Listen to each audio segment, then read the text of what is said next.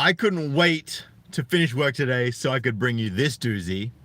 Now, I'm going to leave the woman's voice out of this because I'm not narrating any parts of what this particular individual said, but it is story time, that is for sure. Killer nurse admits diluting patient's medicine to steal it for herself, causing one 4-year-old patient to die from a seizure. Well, that goes the idea that nurses are caring and actually give a shit about people. Christy Ann Mollahan, 40, pictured 40, of course, of Kalamazoo, Michigan, pleaded guilty in connection with diluting liquid diazepam or Valium prescribed to her patients to control their seizures on federal court on Thursday. This is a picture of her. So, you know, kind of expected it. A former Michigan home nurse has admitted to stealing not just medicine, but life-saving medicine from 3 patients, which led to the death of a 4-year-old boy. Christy Ann Mollahan, 40, of Kalamazoo, confessed to diluting Valium prescribed to her patients to control their seizures and taking it for her own use in U.S. District Court in Grand Rapids. One of her patients, Riley Mao, died of a seizure on August 2016, on the 26th of August, at his home in Allegan, Michigan, 3 days after Mollahan was fired for failing a drug test after it was first suspected she was stealing his medicine.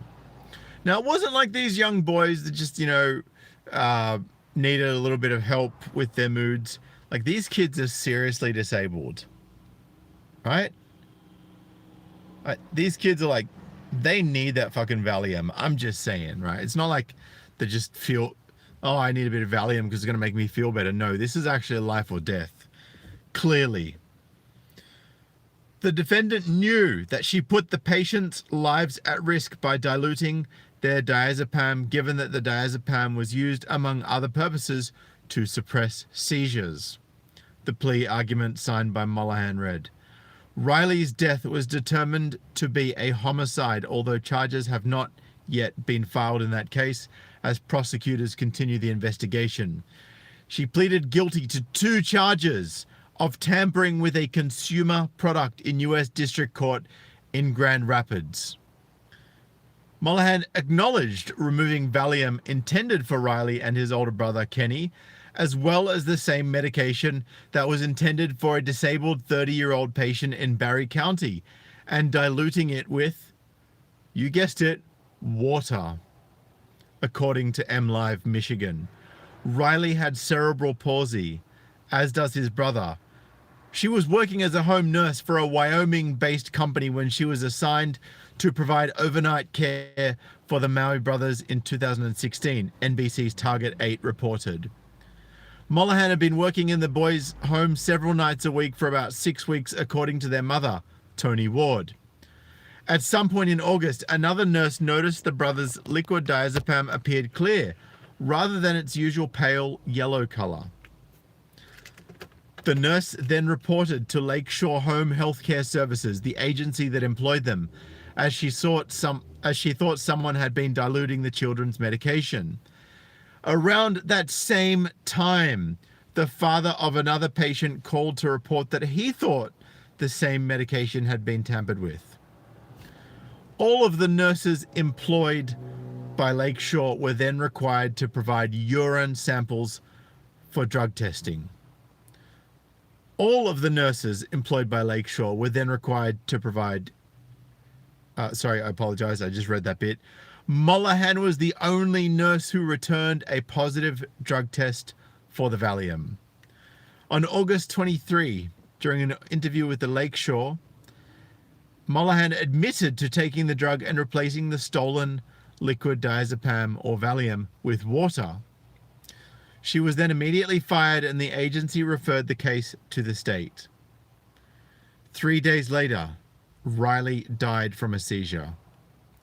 Prior to August, Riley's condition had stabilized when he was taking Valium, which he was prescribed, but was now being stolen by Mollahan. Prior to August, Riley's condition had stabilized. At the time of his death, the medical examiner determined the medication the boy had been taking had between 1 and 10% of its prescribed concentration. So literally this woman had been taking 99% of the Valium and then replacing that 99% concentration with water. Molahan's LPN license was suspended by the Board of Nursing's disciplinary subcommittee in January following the state's investigation. She was initially charged with a third count of tampering, which will be dismissed. She faces up to 10 years in prison, MLive reported, and will be sentenced at a later date.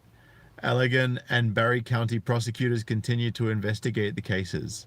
I don't know about you, but in the far distance, I can hear an incoming pussy pass for this particular individual. Why would I not be surprised if that happened? And, you know, we always talk about, oh, you know, women are so caring because, you know, they're nurses and they're aged carers. Have you seen the amount of abuse going on with aged care residents lately by women? Are you seeing women stealing Valium and replacing it with water and having the children that they're meant to be having a duty of care over die from seizures as a result of her calculated theft, right? Her calculated theft of patient medication.